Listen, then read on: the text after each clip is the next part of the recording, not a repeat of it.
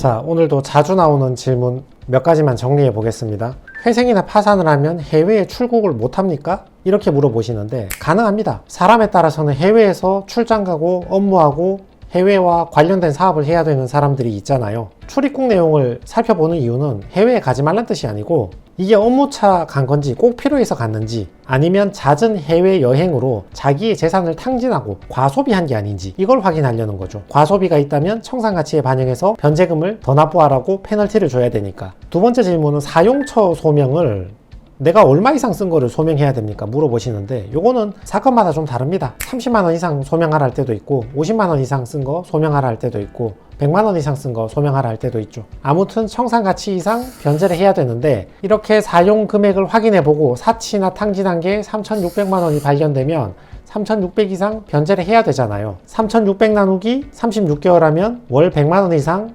변제하라, 그런 뜻이 되죠. 세 번째 질문이 저는 자영업자인데 개인회생하면 탕감률이 얼마나 나옵니까? 자영업자의 탕감률을 정해놓은 게 아니고요. 법원에서 자영업자를 딱 보고 당신은 30% 변제하세요, 이걸 정해놓은 게 아니고요. 자영업자가 한 달 매출이 나오잖아요. 그리고 뭐 월세든 인건비든 비용을 빼야 되잖아요. 빼고 나면 남는 게 소득이죠. 그 소득에서 자기의 생계비를 빼고 1인 가족인지 2인 가족인지 생계비를 빼고 남는 게 변제금이죠.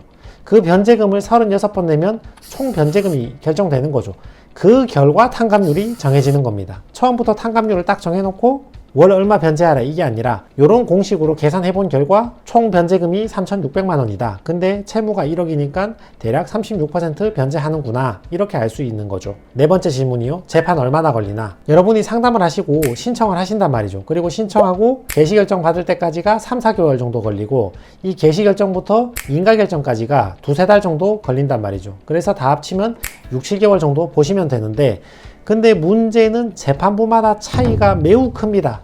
법원마다 다르고 재판부마다 다르고 사건마다 또 다르죠. 처분한 내역이 많고 통장에 주고받은 거 많고 지저분하게 쓴 사람은 소명할 게 많으니까 재판이 길어질 것이고, 또 단순한 급여 생활자만 하고 생활비만 써서 통장이 간단하다 하더라도 하필이면 내가 걸려있는 재판부에 내 앞에 사건이 많아가지고 빨리빨리 진행이 안 되면 저것보다 몇 달 더 기다려야 되는 거죠. 오늘 참고 사건 보시면 저게 다 포함이 되어 있거든요. 온라인 판매 사업했는데 중국 제품을 수입해서 국내에 파셨는데 대출을 받고 시작을 했는데 굉장히 많은 노력과 시간을 들였음에도 불구하고 비용 내기도 힘들었다. 그래서 결혼을 해서 가정이 있음에도 불구하고 염치불구하고 부모님 집에 무상거주하면서 열심히 고군분투했는데 하필이면 어머니께서 암진단까지 받으시고 어떻게 해서든 사업을 유지하기 위해서 부모님과 주변 친구들에게 돈을 빌려서 돌려막기를 하면서 연체를 하지 않고 무려 2년이나 버텼다. 그렇지만 결국은 더 이상 버티지 못하고 터뜨리고 회생을 하게 되었다. 그런 내용이죠. 누차 말씀을 드리지만 안 됩니다. 이거 안 됩니다. 부모님 돈 빌리지 말고 친구 돈 빌리지 말고 혼자 감당하시라고요. 채권자한테 대충 해라, 돈을 갚지 말라, 그 뜻이 아니라 최대한 성실히 갚는데 내가 빌린 돈이니까 내 노력에 따라서 내가 감당할 수 있는 한 최대한 성실히 변제하고 내가 못 갚으면 그때는 회생 파산으로 채무를 터뜨리는 게 낫죠. 그리고 부모님이나 친구한테 돈을 빌릴 거면 회생을 통과하고 어차피 도와줄 거 지금 도와달라, 내가 변제금 내야 되니까 차라리 이거나 도와달라, 그렇게 말씀하시는 게 본인한테 유리하시죠. 저렇게 2년 동안 가족 돈, 친구 돈 다 빌려서 2년 동안 돌려막기에 다 탕진해버리고 개인회생 시작하면 저거는 미안하니까 나중에 또 갚아주려고 한단 말이야. 그러면 회생 변제금 내고 저거는 저거대로 갚아주고 어떻게 하냐고요. 차라리 2년 전에 나 혼자 돌려막기 하다가 터지는 순간 친구 돈 빌리지 말고 회생 파산해버리고 변제금 3년 낼 때 차라리 친구하고 부모님 도움을 받아서 변제금 내는 게 낫죠. 이분 같은 경우는 50만 원 이상 사용한 거 사용처를 소명하라, 출입국 사실, 본인하고 배우자 거 전부 다 제출해라, 사업장 영업소득이란 총 매출액에서 비용 쓴 거 빼고 공제할 거 빼고 남는 순이익을 기준으로 소득으로 본다, 이런 말입니다. 보세요. 이게 사용처 소명입니다. 200만원 쓴 거 제품 물건 산다고 썼다. 100만원 쓴 거 상인연합회 하자보수 뭐 비용으로 썼다. 150만원 쓴 거 제품 산다고 썼다. 이렇게 법원에서 지정해준 50만원 이상 어디 썼는지 일일이 설명을 하는 겁니다. 설명한 결과 사업 비용으로 썼거나 생활비로 썼다면 문제가 없는 것이고 변제금 상승이 하지 않는 것이고, 저걸 가지고 해외여행 다니거나 도박 탕진했다. 그러면 청산가치에 반영되어서 내가 변제할 금액이 더 커집니다. 보세요. 이런 종이 영수증도 있으면 알뜰하게 챙겨둬서 제출하는 게 좋습니다. 동대문 일대에는 아직 이런 영수증을 많이 쓰고 계시잖아요. 저걸 제출해서 내가 50만원 이상 쓴 건데 사치탕진한 게 아니고 이렇게 물건 산다고 쓴 거다 이렇게 소명하는 겁니다. 그러니까 문제없이 통과시켜 달라고. 저런 영수증을 수백 장을 제출한 겁니다. 출입국 사실증명원도 이렇게 출력해서 제출을 해야 되고요. 자 보세요. 해외 출국하면 청산가치에 무조건 반영되나? 무조건 문제가 되나? 이렇게 보시는데 업무차 사업차 간 거는 문제가 안 되죠. 사업 비용 쓴 거잖아요. 그건 나 일한다고 쓴 거니까 그건 상관이 없고, 그냥 채무자인데 내 빚도 못 갚고 있는데 여행이 너무 좋아서 해외여행에 돈을 다 썼다. 그러면 사치나 탕진이지. 여행이 사치나 탕진은 아닌데 작은 월급으로 큰 채무를 부담하고 변제도 못 하는데 여행을 가버리면 이거는 사치나 탕진이 맞죠.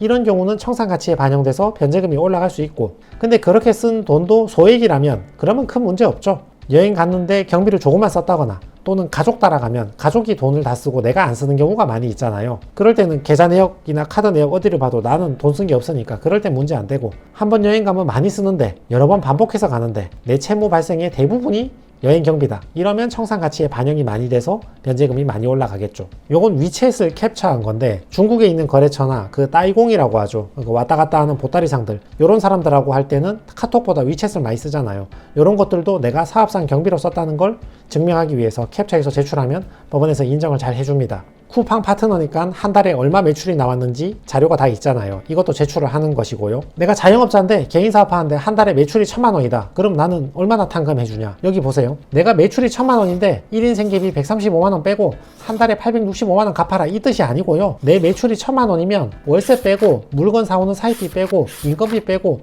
기타 뭐 제세 공과금 뭐 차량 유지비 뭐 기타 등등 비용들 있잖아요. 그런 거 빼고 남는 소득 순이익이겠죠.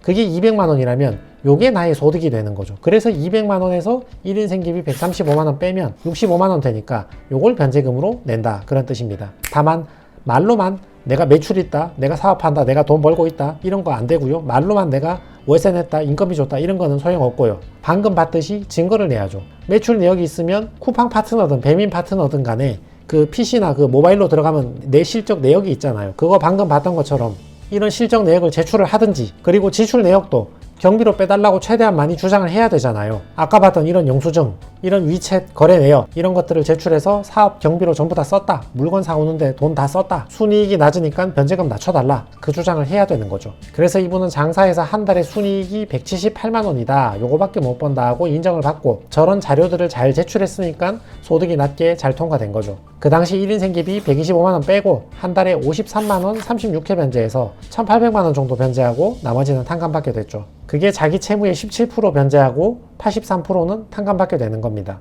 전체 채무액 1억 1000만 원 중에 1800 변제하고 나머지 탕감입니다. 자, 이거 신청서 제출한 건데요. 인천지방법원입니다. 11월 21일에 제출했고요. 바로 다음날 11월 22일에 금지명령 받았죠. 강제집행, 가압류, 가처분하지 말라, 면제 요구하지 말라. 하루 만에 금지명령 나오면 빨리 나온 겁니다. 그냥 일주일 안에만 받아도 괜찮게 나왔다, 이렇게 인식하시면 됩니다. 일주일 더 걸려서 금지명령 나오는 경우도 자주 있거든요. 이분은 인천인데 11월 21일에 신청해서 12월 14일에 개시결정 났으니까 진짜 빨리 재판이 진행되고 개시결정 받은 거죠. 이게 예외적이고 이례적인 사안입니다. 보통은 6개월 이상은 보셔야 됩니다. 자, 24년 9월 기준 최신 뉴스인데요. 지난주에 수원해생법원에서 채권자 집행기일을 줄줄이 연기를 하더라고요. 재판이 많이 밀린 것 같습니다. 요즘 개인회생 많이들 신청하시니까. 대체적으로는 수원이 인천보다는 좀 수월하다, 이런 인식이 있는데 지금 기준으로는 약간 정체되고 있습니다. 물론 뭐 오래 가진 않겠죠. 금방 풀릴 것 같긴 한데